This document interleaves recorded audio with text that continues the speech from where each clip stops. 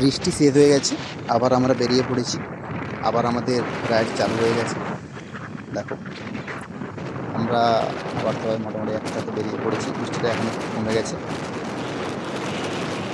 আমার বাইক চালাচ্ছিল আমাদের বিক্রম, আমি ভিডিও করব।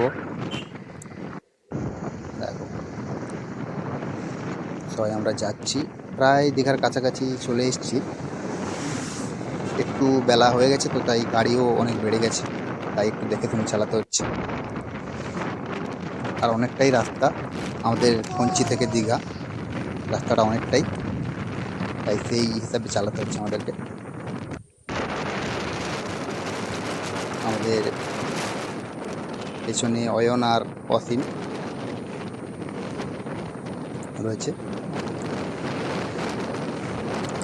মোটামুটি দীঘা যাওয়ার থেকে দীঘা যাওয়ার মজাটাই আজকে খুব আলাদা।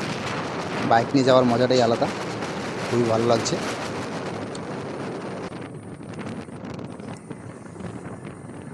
এইবার দেখো, শুধু চারিদিকে শুধু গাছ আর গাছ। দেখো, বাস হয়ে গেলে এই সৌন্দর্যটা উপভোগই করতে পারতাম না।